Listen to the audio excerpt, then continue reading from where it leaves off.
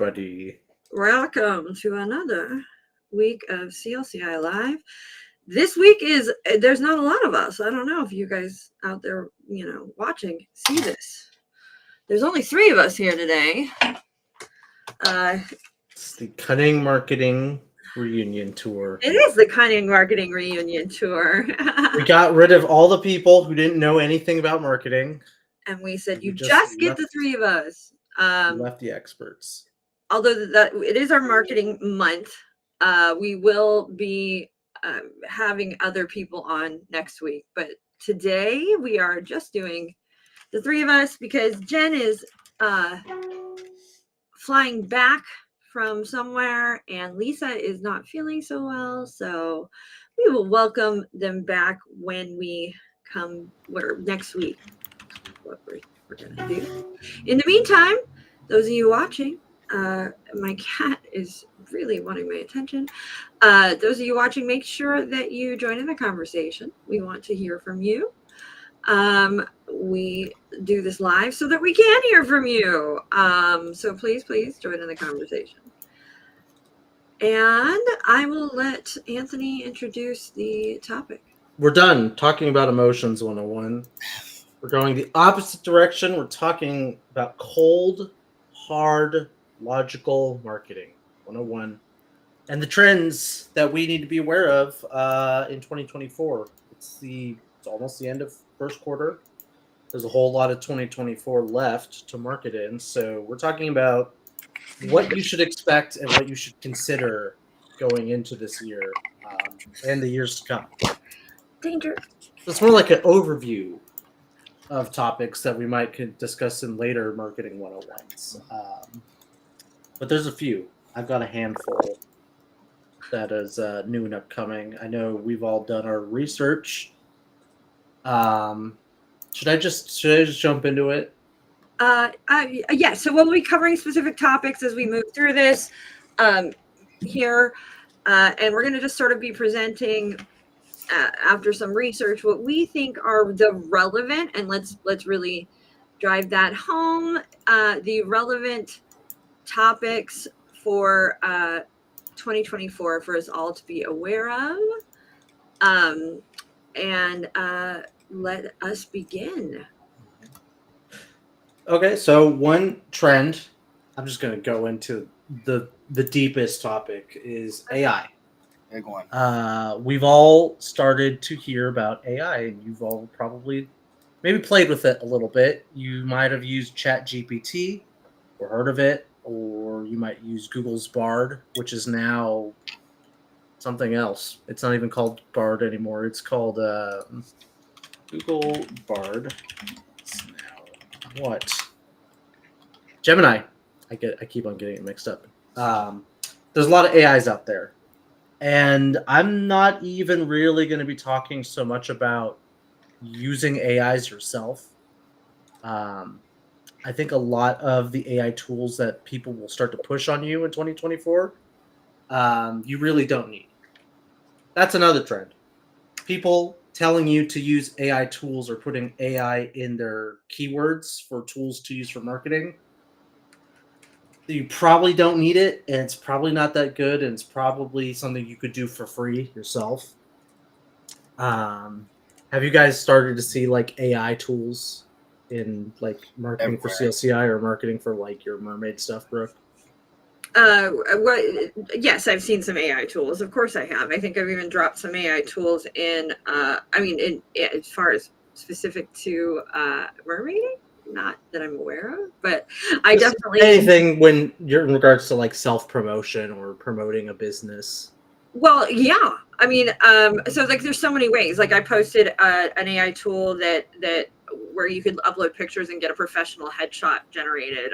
I posted there's of course like the one of the major trends is us as people expect like immediate response things now. So there's a lot of AI generated tools that we can host on a website, and we will ask it a question and it gives you an answer related to your business essentially. I can keep going. I can just keep going, but I'm gonna. There's tools like AI blog copy. Oh yeah, generators. copy generating, note taking. I mean, all kinds. It's There's a lot of. I use an AI tool that schedules for me, and it's my like a scheduler through Calendar Hero. I have a virtual scheduler, so yeah. These are all kind of variations on stuff that was maybe already out there that maybe you had to hire somebody to do, but now it's a piece of software that's doing it for you. But what is starting to be a trend, and it's not even really a trend, this is going to happen in 2024, is something called Google SGE, which is Google Search Generative Experience. And this has to do with not even yourself using AI, it's how you have to, handle the fact that Google is using AI in its searches now. It's in beta right now, but in sometime in 2024, it's going to be integrating Google Search Generative Experience into your Google searches. So what you can actually talk to an AI as you're doing your searches. So normally, if you're searching life coaches near me, or the best life coach for, I don't know, single parents, or best life coaching certifications, which I'm sure some of you have done in a Google search, it'll just spit out links to websites like Forbes or, a blog or a website. It won't do that anymore. It will do that, and as the thing on the very top, we'll have it won't do it anymore, or it will do it. It will do it, but it'll also prioritize the Google generative experience first. And at the very top of the search will be sort of accumulation of all the data that it's searching for, and you can have a conversation with this AI as it's pulling sources from the internet. Okay. So what does that mean? It means that there's probably going to be less clicks to like your website, and there'll be less web page views. But it creates more emphasis on, because the answers are already there. You don't have to go to people's websites anymore to search for answers. Google's scraping all the information and putting it into Google search instead. I have so many questions about this, and it makes me mad in so many ways, because like what is the way of SEO and blogging and all of that? I'll get to that. Well, I mean, you got it. Okay, tell us more, but still, well, actually, let's go into your issues with that. Why is that something that you are worried about, and why people should be worried about that? Well, one of the things I've already been aware of is, and one of the things I was even going to maybe touch on in this discussion was with regards to like keywords and things changing, and us having to now build out sort of our keywords and search engine optimization and things like that around voice questions, like people using voice assistants and things like that, and going, hey Google, where is the closest best life coach near me? And so we're gonna have to like sort of build out keywords that are more in sentence structure for how people would verbally ask for it. But what you're saying, which is called long tagging, by the way, for everybody. There's short tags, which is like life coach, versus life coaches near me in California. That's a longer tag. That's more naturally spoken when you ask a question. Exactly. Hi, Sue. So what you're saying is essentially we have a wealth of blogs, and those blogs serve as a way to drive traffic to our website for us to build SEO, because by doing that and having people reference our articles and our articles being thorough, it assists us in getting found on the internet. So now what you're saying is there is no reason or no way for us to get found on the internet any longer. Incorrect. That's not what I'm saying. Okay. What I'm saying is Google will now, because we have those blogs, and I was going to get into that as a later topic, but I'm going to say it now to ease your fears a little bit. The more informative and the more authoritative your blogs are and your website content is, it's going to prioritize that information as a source in generating its AI content.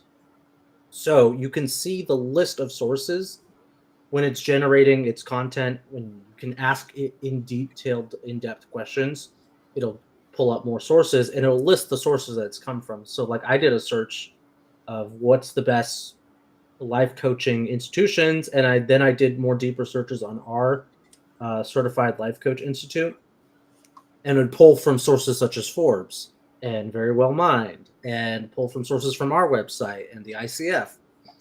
And the more detailed I got into Certified Life Coach Institute, then it would prioritize sources from our website. So essentially, Google is looking to see that you have informative and authoritative information on your website in the forms of blogs and written copy. And then it's using that as a source in its AI conversations with you. So that's something that is new that people have to really consider now going forward when this gets released to the general public, and everybody, and not just the beta testers, are using the Google search generative experience. They need to prioritize their blog content so that it's easy for Google to pull information from and use that information for its own large language model and have a conversation with people. So one of the pieces of advice that I saw when I'm looking at the articles on this topic was you need to make your content in the first person or second person. So, we at Certified Life Coach Institute, I as Anthony Lopez, the coach, blah, blah, blah, blah, blah, copy, instead of third person, possibly could be made by a AI. Because one of the things that Google has done really good at is filtering out really bad AI generated copy. It doesn't like using that as a source. And there was a recent test I saw done on HubSpot, I think it was. That was one of the sources we use. Yeah, HubSpot.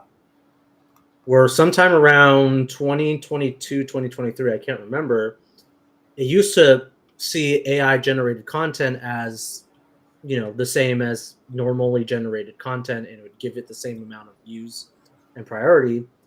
And then they did an update and it dropped down to 0. And it really prioritized content that was generated by a human being that talked about their own personal experience or personal testimonials. And it now prioritizes that information when it generates its own AI copy. How does it know? Well, that was one of the indicators, was speaking in the first person and second person. Well, couldn't I and just detailed testimonials? AI to do it that way. You could, but you're using at that point you're using AI better than most people tend to think about using AI. A lot of times people will use AI to generate blog content as, write me a blog about X, Y, and Z. Write me a blog about, life coaches for spiritual transformation. And they'll just copy, paste that, and then be on their merry way. That's not going to work. You have to personalize and be an authority on the content you're writing. But we're sort of getting into like blogging trends rather than.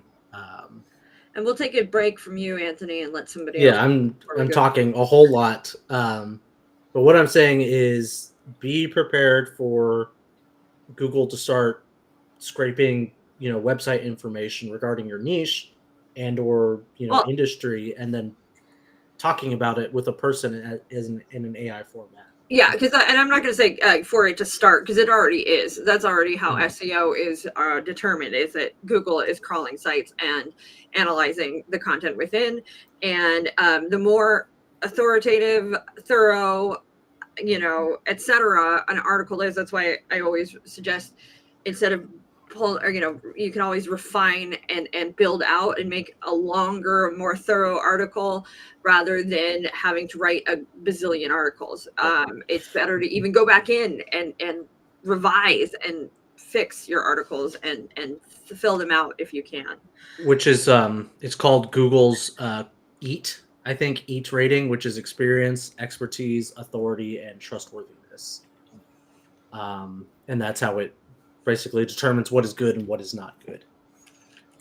I love that. So, quick question. This isn't going to be a separate search engine, right? This is going to be Google's search engine. This is going to be, yes. Okay. It'll still show all the normal results you would expect sort of as you scroll down, but you have the option to just start chit-chatting with the AI and just asking very detailed questions you would never normally be able to ask Google search. And it'll start pulling sources to generate your answer. A good example of this is you'll see this on Amazon now in like the Amazon reviews. There'll be like a AI generated summary that is a collection of all the reviews on like a product, and it's using the information available to itself to generate something new. And Are you talking about Amazon reviews? Like, what do you wait? Say that one more time. Amazon for reviews on? I'm just using that as an example. Like okay. when you scroll down to look at the product review on an Amazon, there's now an AI generated summary of all the reviews. I actually have seen that, which is interesting too, though, because part of the problem there is not all of the Amazon reviews are for the products you're looking at. Have you ever come across like it's a problem? Whereas like I'm shopping for one thing and it's like if a product has multiple like selections or like types to it. Yeah, and then sometimes they'll get rid of one type or selection, and then you're left with what looks consistent, but it's really housing reviews for another product, and like or a product is just slightly different. So like I'm always kind of I get deep in the weeds with reviews on Amazon because I know that. But interesting information, for sure. How about we switch gears here? You can tell this is really interesting because Brooke had a lot of scary questions to ask. Yeah. We have Jerome. Yeah, so I wanted to talk about the importance. I know this is something that's kind of been in just the marketing space for a while, but I wanted to bring this up because I want to stress that it's not going anywhere, which is video marketing. And then more importantly, we're going to speak about short form video marketing. Let's just start by pretty much covering why video marketing is important as opposed to maybe a static post, a photo or something like that. There's a bunch of statistics behind it as to reasons why people tend to gravitate towards video content more often than they would, again, a static post or photo. At the top of that, the reason would be it's just easier to digest. It's easier than, reading through, especially. Big one is if you're on your phone, which most people, when they are, kind of scrolling through social media and things like that, where you might be marketing to them, it's just going to be an easier way to consume content as opposed to maybe, a smaller screen where it's harder to read an article or something like that. Instead, all you've got to do is really have your ears open and maybe, your eyes are kind of watching a few scenes of a video or something like that. And even then, you'll still want to make sure that you're sometimes including subtitles and stuff like that. So they'll still have opportunities to kind of read. So this is just really to cover the importance of video marketing. I know we utilize it on our website, which improves the quality of our site. Again, it's going to garner more attention for longer, which means they're going to be staying on our site for longer, which means they'll have an opportunity to explore more things on our site, which is all, these are all good things, all things you want when you are advertising a product or a service or something like that. So that isn't going anywhere. I know we talked about AI that may alter the way that videos are being made. There's going to be some weird videos out there, and we could talk about that. I know we can. Go ahead. Just to bridge the two topics, there's ChatGPT Sora now, which is like you can follow ChatGPT on like TikTok or just type in Sora on YouTube, and I could not make this stuff by hand. I'm not, very handy with making videos. But at this point, what you can do is just type a description of the video you want, and then boom, it's made within probably like an hour or so. It'll probably take to generate. But yeah, that is up and coming, and I'm guessing we're probably going to see a lot more of that in like 2025.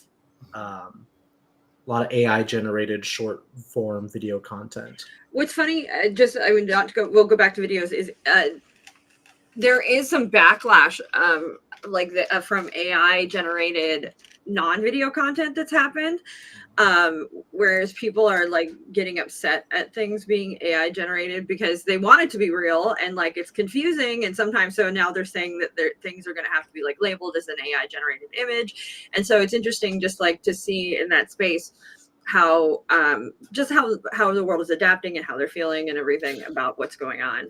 What is the ethical? Well, if we're going to Yes. get into that, like that's Well, I was, topics. I'm more so. I'm just sort of spitballing here. What is the ethical implications of me just creating a human being to give my coaching business a testimonial, a video Ooh, Yeah. testimonial? So yeah, AI Jerome. there's like a lot of, and we're going to be talking about how ethics and sustainability is important in marketing here in a little bit. So ethical marketing and how value in your marketing and things like that. That's one of my topics, but let's circle back to Jerome's video marketing. Yeah, well, topic. that's a really good segue. I mean, you don't want to forget the importance of cultivating trust and providing genuine quality content for whoever it is that's watching your content.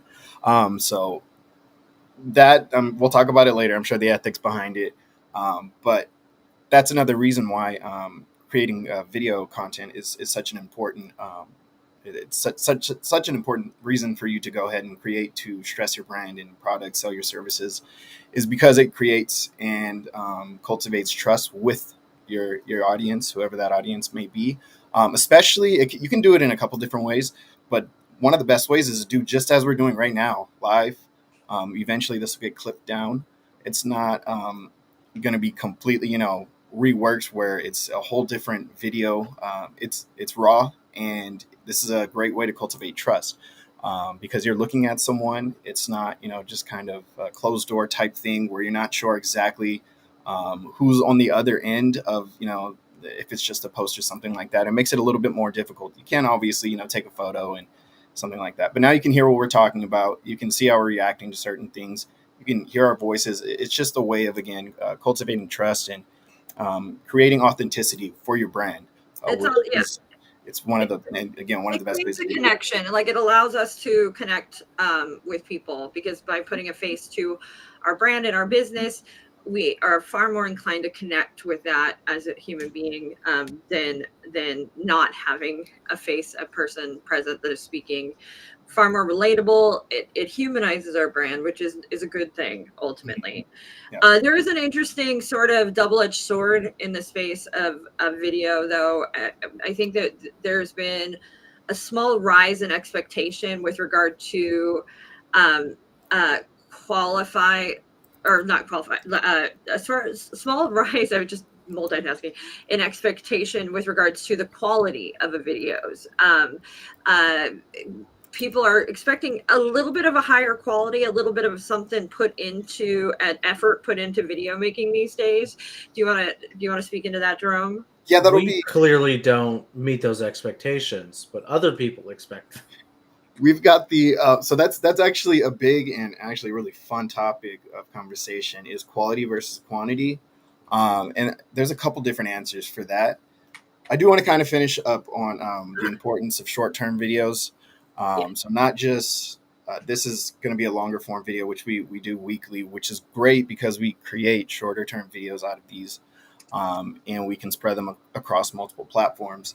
But when it comes to the shorter term videos, the importance of them, I think, is it's really, again, it goes back to kind of when you're scrolling through your feed, and as opposed to longer term videos, you're not typically going to spend 5 minutes on a piece of content, even though it might be very informative and maybe beneficial to someone that is looking for something as far as, whatever your topic is or whatever it is that, you might be marketing to them.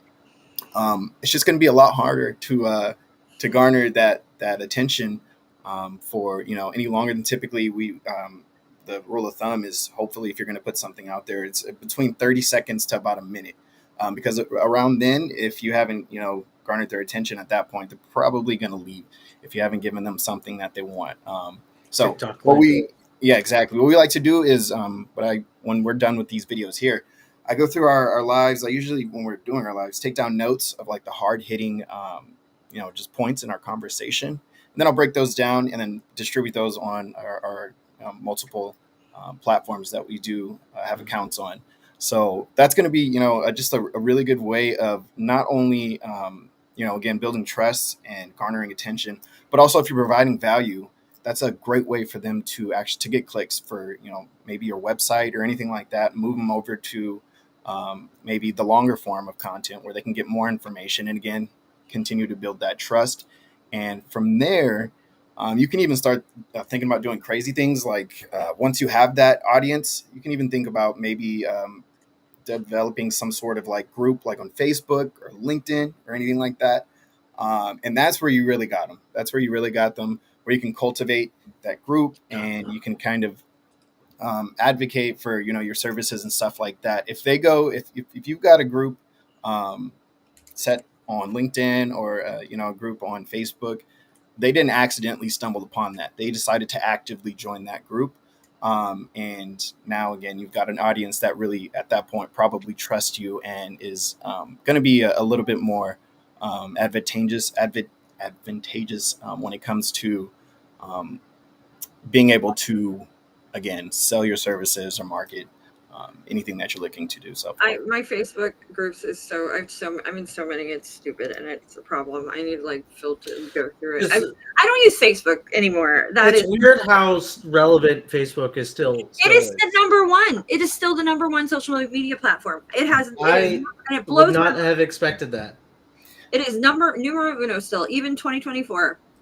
It's going to take a hard fall for it to go anywheres, I think, just because of how big it was when it first came onto the scene. But and it's also so like user friendly for older groups. Yeah, I didn't want to necessarily say that, but yeah, it definitely. I'm gonna say the B word. Yeah. But I thought that like how many like all the mermaid people use it, and they're young, like it's like a thing, and I'm like, wow, I didn't know. How young do you think young is, Brooke?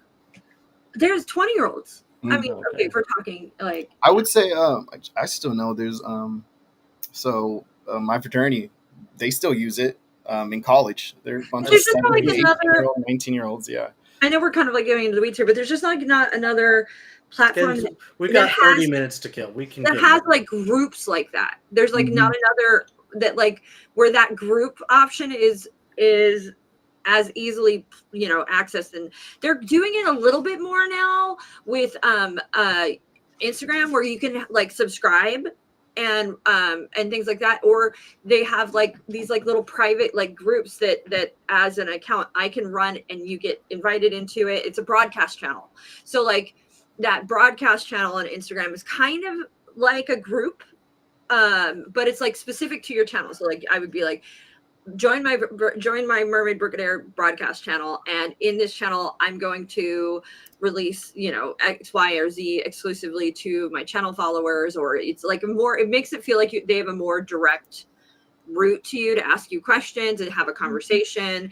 And I think that's getting closer to what our Facebook groups are used for on Instagram, but I don't know if TikTok has anything like that. I'm going to spitball here a little bit with the trends on that topic. I think they're trying to make Reddit that way because Reddit's about to go public with their IPO. They already have communities like that, and you can follow users like you would a group, kind of.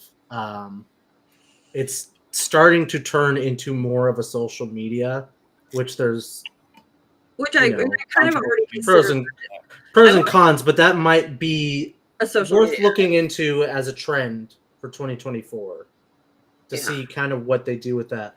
On the other side of that, I wanted to address the short form video content.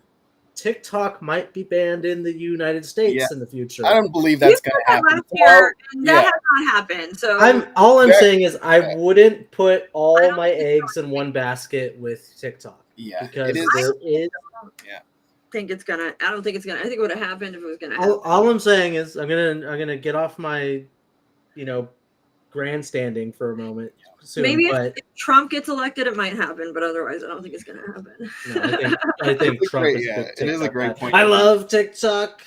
No, that's one of his like platforms. Is that TikTok ban? Yeah. Well, there are legitimate concerns as to why people want to ban TikTok. All I'm saying is that's a trend to be aware of, that TikTok might not exist in 2025. All I'm saying. I'm just putting it out there, folks. Says the I man doubt who it. just started using it again. Yeah, that's true. I use it all the time, more than Facebook, but I'm just saying it might not be around.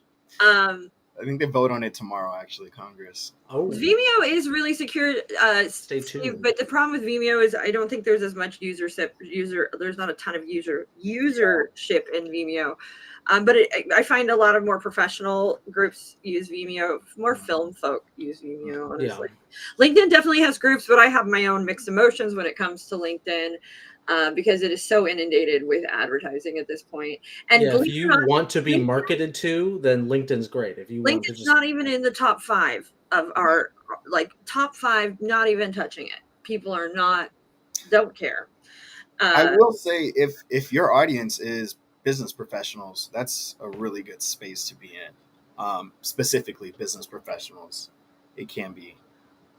As opposed to, I mean, I don't. It's obviously not going to have as large of a reach. Yeah, I'd still take Facebook over it, but just so you know, everybody knows the top 5, and one of them I almost consider not. It is a social platform, but it's top 5 for us or just in general. In general, like statistically for 2024, it's Facebook is number 1, followed by YouTube, WhatsApp, which is owned by Facebook. And is for me not, I guess it is a social media platform, but for me it's like a messaging platform, so I don't think of it that way.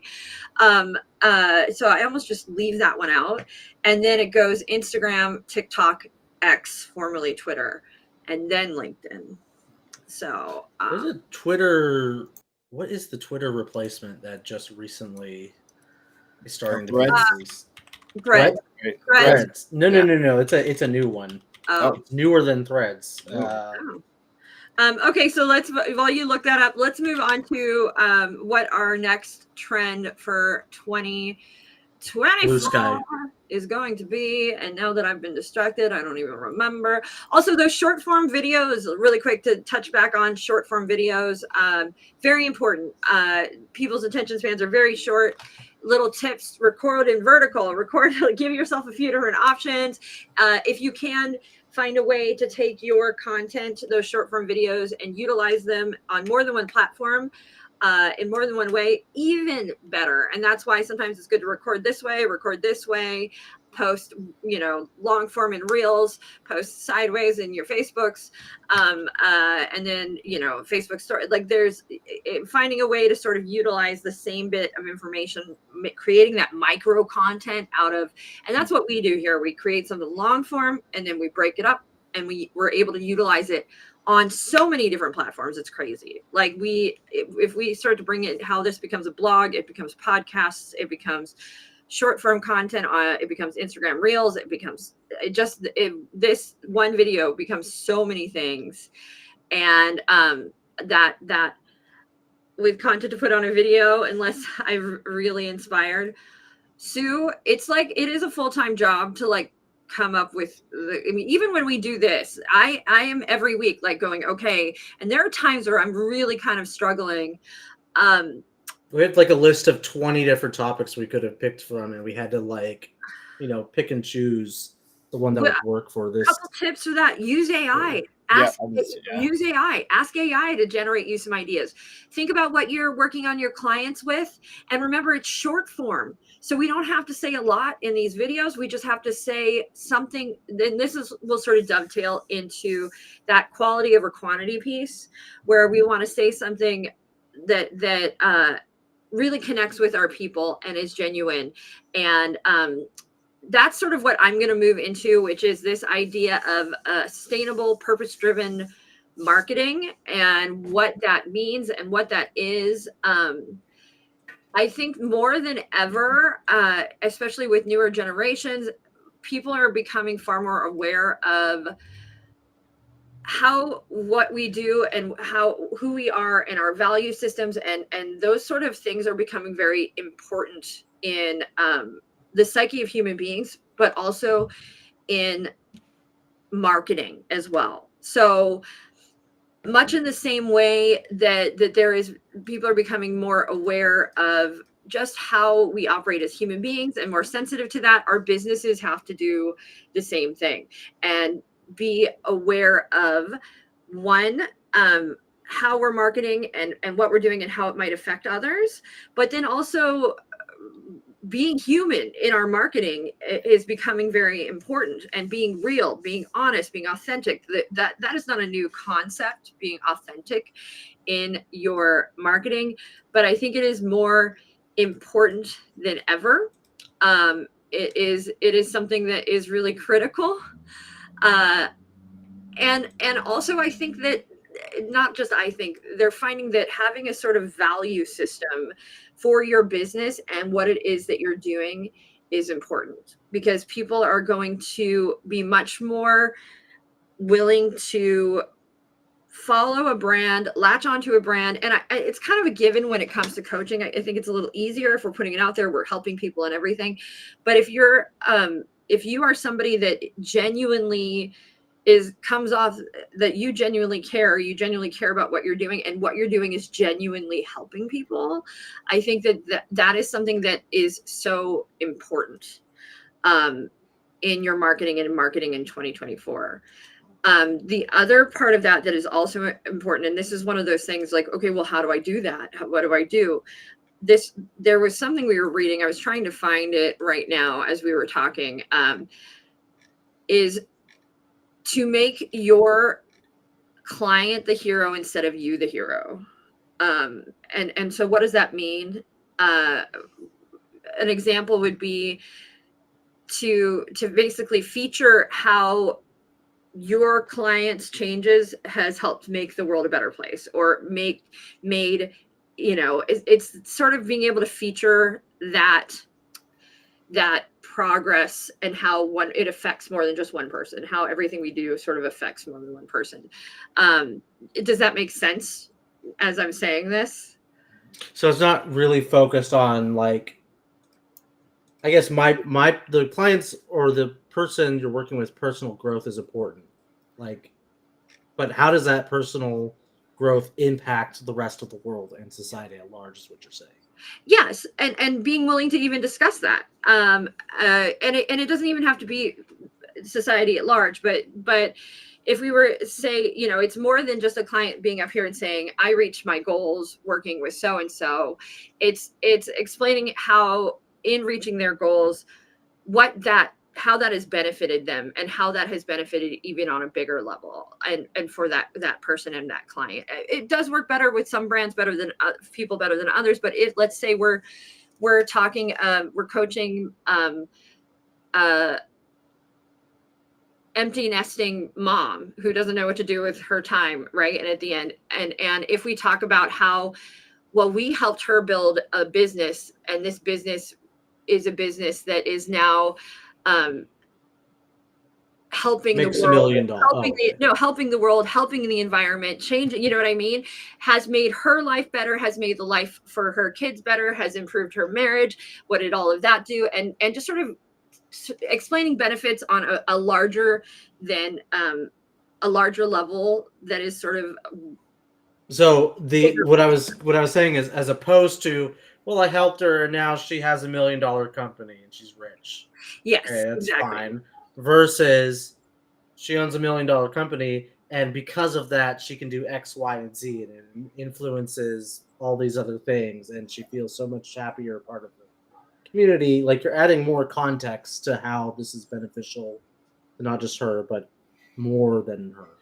Exactly. And it's also taking our business sort of out of a transactional space where we coached, we did this, we helped, but also as a coach, I have a social mission. My social mission is to help, whatever it might be, women do X, Y, and Z. It is to help women finally be willing to become magical mermaids so that they can fulfill all of their childhood dreams. And by doing so, but we're also doing it and helping the environment and being a conservationist at the same time. Like, it's that kind of thing where it's Brooke doesn't mean literal mermaid. She means like figurative. dressing up as a mermaid. It's my hobby.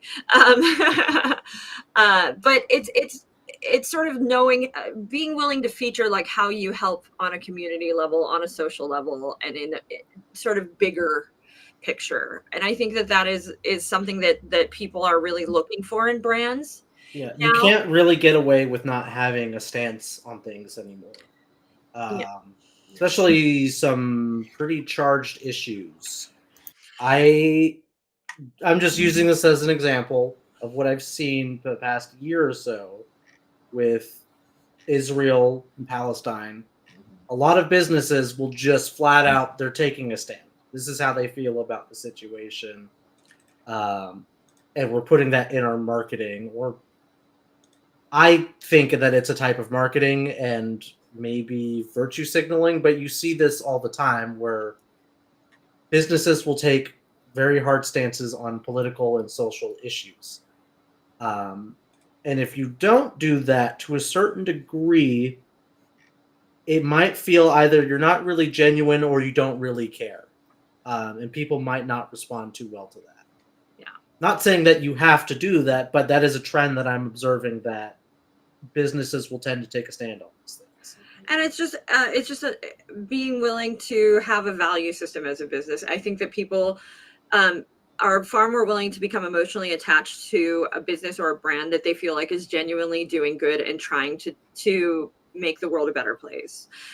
Or like that reflects my values as a consumer. Like people will just straight up, I don't want to do business with this, organization because they don't reflect my values that I have. I was watching an influencer on Instagram who puts out really awesome recipes and like healthy recipes, and held up a thing of like dates from Israel, and all of the comments were like just icky dates like from Israel. Like, but that's like where we're at right now, is people just want to make sure that what we're doing, we're being sensitive to how it affects the world and how it changes the world. And if you can find a way in your business to speak into that, or have a cause, or partner, and this also is with a bigger something that makes it bigger than you, I think that does nothing but good for your business and your brand. So yeah, We got 10 minutes. Okay. What do we think? Just spitballing. I know we didn't really make this a specific topic. What are some like coaching trends we might see in 2024? Ooh, well, just pulling that out now, are ya? Well, I've got one already Okay. locked and loaded. Oh, that's fine. Organizations, and let's say, the federal government, organizations, large businesses are starting to see the value in coaching. And they're getting their people trained to deliver coaching or become coaches themselves. Wasn't really a thing that I was aware of a couple of years ago. Now, more and more people are starting to see the value in this in their own organizations, and they're starting to get the ball rolling. And coaching is starting to have a bigger emphasis on like inter-organizational coaching, or people from an organization coaching their customers or the people they work with, rather than maybe sole business owners who are just looking for clients. So we're starting to see a lot of interesting growth in that area. So good things, though. I think that's a very good trend to be seeing, rather than something a bad that's trend. that's like started to happen, and I think it's still sort of happening. But when I started in this field, like in 2018 or so, around there, every coaching every coaching website I went to was like older white women and older white men. Like that was it. There was like, that is all that was out there at every school, at everything. And I think that there has been a lot more movement into diversity. I will even say that it used to also be like 80% women. And now we're almost 50-50 split, men and women. So I think that there's been a shift, and even a shift, if I'm just looking at our metrics of the coaches that are coming through, used to also be all folks who were much older, like over 45. And now our biggest demographic is like 24 to 35. And it's a split between men and women. And I think an indication that coaching is becoming more accepted, and that a younger generation is embracing it and embracing what it can do. I think that's shown in the ICF research as well for like 2022 that it's trending younger and younger now, not just our school. I also think that because of that, there's going to be a lot of moving towards a more technically focused and apt group of people doing coaching, which I think will be interesting, and it'll be interesting to see how that changes coaching a little bit. For sure. I also think that coaching in many ways makes a lot of things more accessible. Like it's a little more accessible than therapy in some ways, and I've a little more accepted in some ways too. So I feel like coaching is still a growing thing, and I think it's just becoming but more understood and more mainstream. I'm just going to beg the world to stop trying to call quantum physics and coaching using that in the same sentence, though, please. Yeah, we can trend out all the woo woo. That's fun. You're not one of Steve said in the comments, what I heard about a few times, the salon/barber as a place for mental health coaching. Yeah. There's been more than a handful of people that I've known who were coaches who started off as in a salon, just talking to people they were working with, and they were like, I'd be really good as a coach, and then they come take our classes, and lo and behold, they're good at being coaches. Next will be bartenders. We haven't had any bartenders come through. I don't think, not that I'm aware of. With the therapy thing, I think there's different kinds of stigmas between like therapy, mental health, and life coaching. I'm not saying that one is better than the other or they're becoming less stigmatized, but you'll run into different kinds of stigmas. But it's getting more and more accepted. Any other life coaching trends that we're observing? We're just guessing. Yeah, I would say just with an increasing awareness of what life coaching is, it's going to be a bit easier to market to the masses because you're not going to necessarily have to explain exactly what it is that you do. And I do see an increased awareness as just around me. Some of my friends who a couple years ago had no idea and, thought it was just some scam, their understanding of what it is and how beneficial it can be. So you can shift your marketing to kind of target that understanding that, you're no longer having to teach people what life coaching is or explain to them or show them. Really, you can just shift into how you can specifically help someone that is looking for life coaching. So I think that's really cool to kind of just think about moving forward. I'm going to say what I hope for the future of life coaching and the future of marketing is one of the things I hope that happens with the future of the life coaching is that in it becoming a more well-known and more, it begins to sort of weed out the people who are doing more harm than good, or the people who are not actually life coaching and claiming to life coaching, or who are calling themselves a coach and doing something else.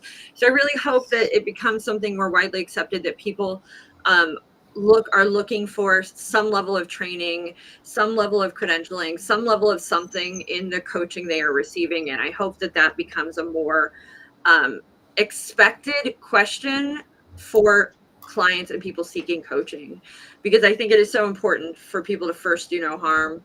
And in order to do that, I think it's a responsibility as life coaches to get some training. This second thing for the future of marketing, I hope that those people who are trying to take advantage of coaches by selling them a one-stop shop to six figures go away. Salesman. I hope this is a complicated opinion that I have, and it's kind of a hot take. I hope coaching becomes more regulated.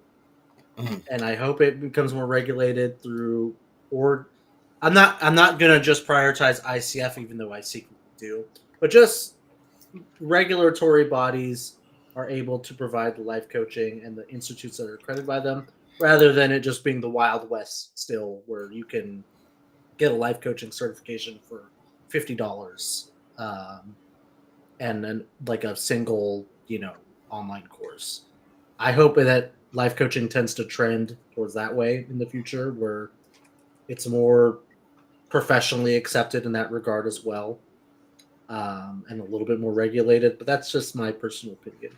It's interesting there because there are these huge bodies of like businesses, organizations, whatever, the U.S. Army, the U.S. Air Force, large companies that have sent large groups of people through. So like if that's not an indication that what we're doing is has value and is being accepted, I don't know what else would be, and I hope that continues and grows. So, and you want to know what the final trend for 2024 that I hope is? That our viewers take our classes. Yes. Oh my goodness, life you coaches. didn't let Jerome share his. Oh shoot! Sorry, no. Jerome. No, we're good. We're good. I think we've covered what I want to speak about. Jerome just agrees with me. Yes, Absolutely. that more Absolutely. people take our classes. I agree. So I think that wraps it up. If you guys have your own trends you want to share, please do so in the comments. Pop those trends in the comments. We'd love to hear what you think will be happening for 2024, what you think is most important and relevant for both marketing and coaching, and coaches marketing in 2024. This is a great spot to go ahead, throw all of your opinions and all of that information in the comments. We would love to hear from you. Also, make sure, please subscribe, smash that subscribe button. We appreciate every subscriber. It means a lot to us. And share and like. And finally, take our 3-day consecutive classes. Coaching 101 is 3 days. Coaching 102 is 3 days. Different 3-day classes where you can also learn on day 3 of Coaching 101 how to market your business as a life coach. Spend a whole day talking about it. Yes. So next week will be marketing continued. So we will continue speaking in this marketing space. And next week we'll be talking into psychological theories that you need to know in marketing. Some really quintessential psychological theories that are of value for us to just have an awareness around when it comes to marketing. We'll be talking about that as we continue our Marketing 101 series. Please tune in. We're here to help you market and sell your coaching services. And Steve, yes, the classes are 3 consecutive days. Awesome. All right. We'll see you guys next week. See you guys.